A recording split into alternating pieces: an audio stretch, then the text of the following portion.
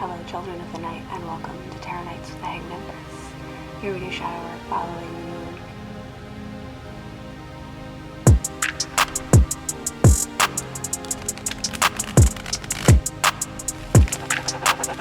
Yo, VI, play the beat.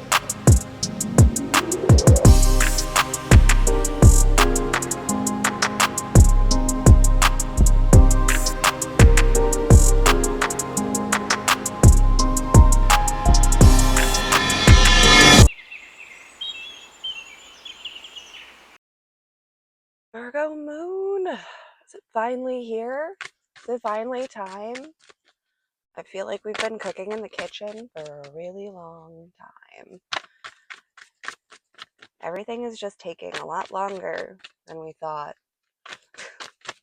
to digest all of this, to process it all, to get it prepared. Ringing in my left ear. Well, I will say that all of that extra preparation, all those final touches, are most definitely going to be bringing us a very sweet treat. Dang it.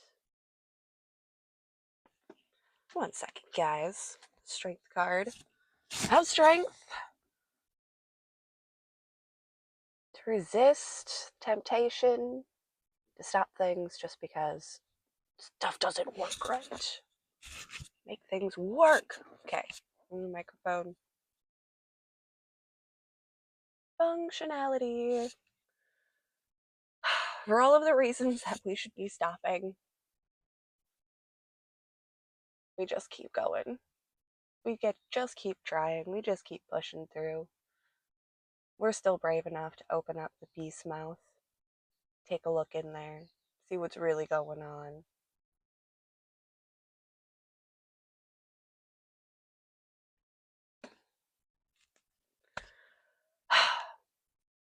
Do we stand where we stand purely to say that we're strong enough to stand there? Or do we actually want to be there? Are these actually the friends we want to have? Is this the pride, the family, the community that we want? I feel like this line could go both ways. I'm seeing both sides. I'm seeing this lion absolutely having the capability of biting this woman's hand off and just being wicked.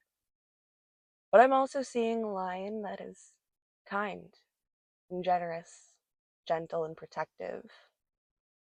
And that's the pride we want. That's the family we want. That's the unit. That's the group. The circulation system. Fix the microphone. Okay, like I thought I had this all together. I swear I did. But sometimes, no matter how hard you work, there's always going to be those couple little goofs. When you present the perfect meal, there's going to be one or two things. The Seven of Pentacles fell out. There's going to be one or two things that didn't go exactly the way you wanted it to, but it's not going to like fuck up the overall presentation. It's not going to fuck up your overall presentation. It's the leaning and like the bagginess of the sweatshirt. Quit messing with the microphone. Jeez. We thought we knew everything, but we didn't. We were missing a few pentacles. We didn't complete that storyline.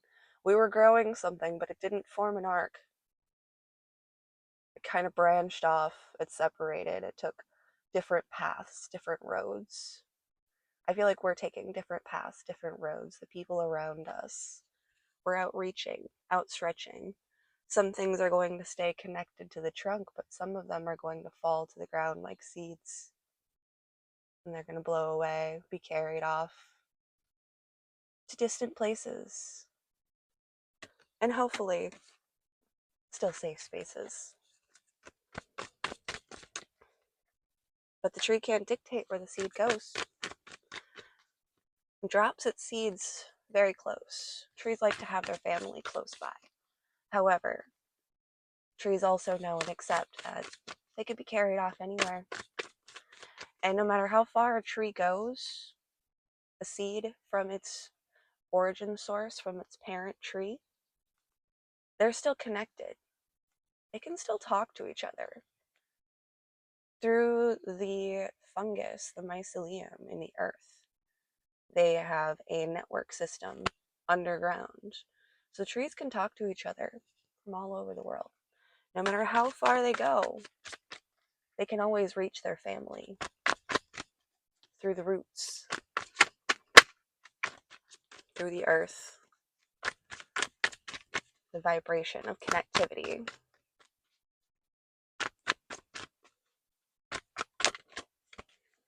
Okay, fine, fine. That's why also the natives would keep their hair long and sleep to the ground, because your hair is like your antennas.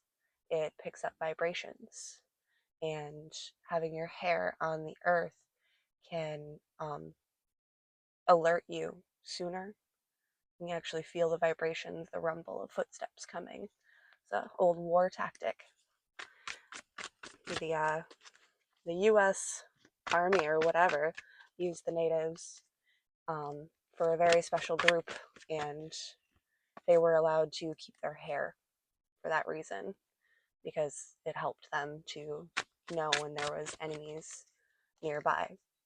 And they just let them do it. They're like, okay, well, this is your thing, and it seems to work. So everybody else gets the standard issue military buzz cut, but these natives got to keep their hair because it gave them an advantage. We had to say that, but somebody needs an advantage somewhere. I don't know. I guess that goes to women when we're in an emotional place and we cut all of our hair off. We're cutting off our extensions, the things that we're connected to. We're shortening those input output signals because the wavelengths can be too intense, capturing all of that emotion and just picking it up from the air itself. I don't think people acknowledge and recognize that very much. That's not something that people think about, but the longer your hair, the more sensitive you're going to be to vibrations. The lighter your hair, the more sensitive you're going to be to the moon itself. Blondes tend to go a little bit crazier around the full moons because our hair reflects the light better, absorbs the light better from the moon. There we go. Now we're moving. Now we're cooking. We just had to like really tirade off for a while, talk about hair. We had to do a little girl talk about hair.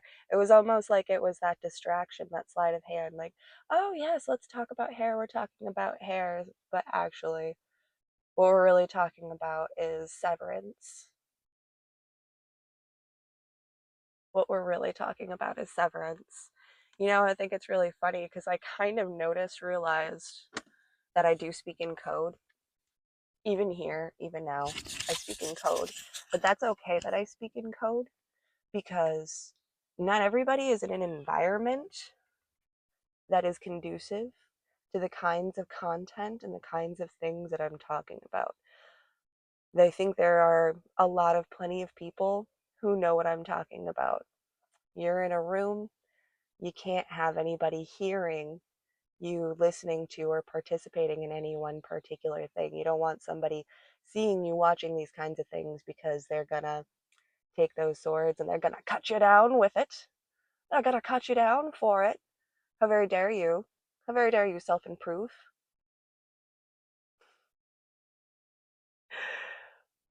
But those are the things that we're cutting. Those are the things that we're addressing. Even by not addressing them directly, by not looking them in their crazy eye, we're still addressing it. We're just talking in secret. We're speaking through the night, through the moon, and through the dark, in language that is art. And that is our expression. That's how we communicate the stories. Follow the drinking gourd. The old poem, Follow the Drinking Gourd, is coming through my mind now.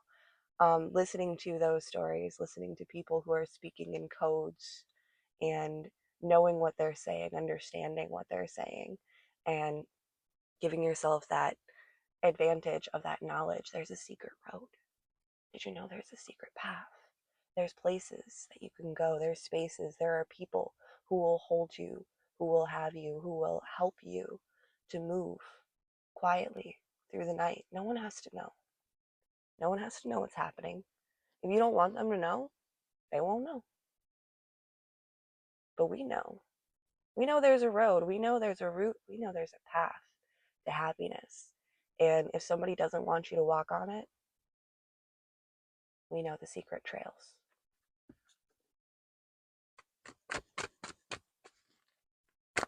There's the stars.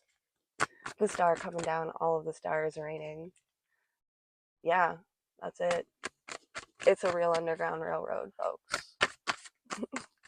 Some of us really have to work from under the ground in order to find our freedom, to get out into the light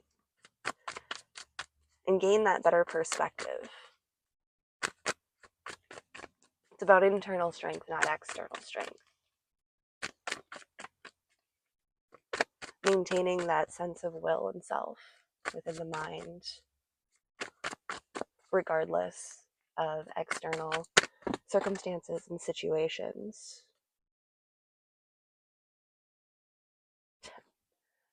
10 of Wands on the top of the deck. 8 of Wands, eight of Wands, 8 of Cups on the bottom. Sorry, I was looking at the wand that he was carrying off, his staff, his stave.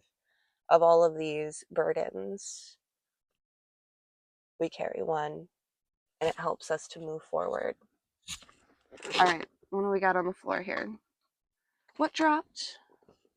Drop below, besides the microphone. Lessons learned. Lessons learned. These aren't even the cards that I saw. Okay. Yeah, they are. I just had them reversed. All right. Page of Pentacles.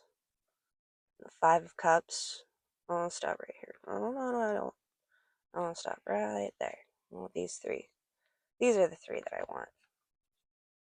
Page of Pentacles. The 5 of Cups. And the 9 of Swords. What we hold, what we carry, what we bring with us is worth its weight in gold. Even if we don't get to physically hold it, even if we have to put it down, maybe even bury it in the ground and come back for it later.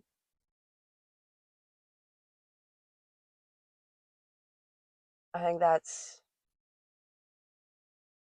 something to be hidden from the harsh light of day.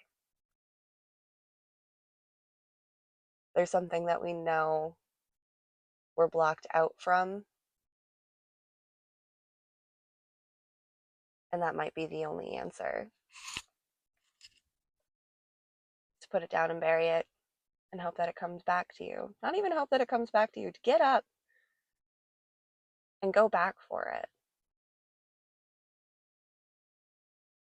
Usually the 5 of Cups, especially on this side, is the get up and leave. But this is kind of more attesting, attributing to the we got up, we left, we made what we had to make. Now we're going to come back and we're going to dig. There was 1313 on the counter too. Yeah. Now we're going to come back and we're going to dig. And get past those swords.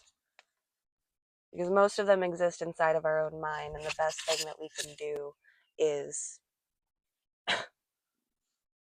to overcome our own inner demons, to gain that clarity that we need. Because past this dark night of the soul, past this leave and return, this, I don't know, I want to say origin story, and I don't know why. But maybe this is why, because we have the 10 of Cups, the 7 of Wands, the King of Swords, and the 3 of Pentacles. Wow. That's a lot. That is a lot. Standing outside of the temple, the King of Swords and the Seven of Wands. The Ten of Cups is like the ocean that we swim through, that emotional completion of a cycle, of a system, of that cycle, of that system down there. It's going to put us in a position that's past a gate that is fiercely protected. Is fiercely protected. We may have to have a moment break. Can we keep trudging through? Or do we have to swim through this ocean? Do we leave it short and sweet? We'll see. We'll see. I might come back. I might not. We're going to take a pause. We're going to take a breath. A deep breath before a deep swim. There is a palace. There is a protective space. A place to go. And that's what we're going to do. We're going to jump into that ocean. Sail away on our ship. On our boat. Swim. Do whatever we got to do to complete that emotional cycle. We'll come back for what's important, what we can't take right now.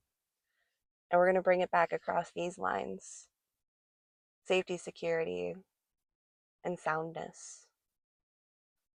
The sound of mind. Listen to the sound of mind. Stay in the sound of mind. It echoes in these halls, in these chambers. There is functionality, there is unit, there is team here. This might be all we need. My sweet Virgo moon. Thank you. Have a fantastic one. We'll see you next time.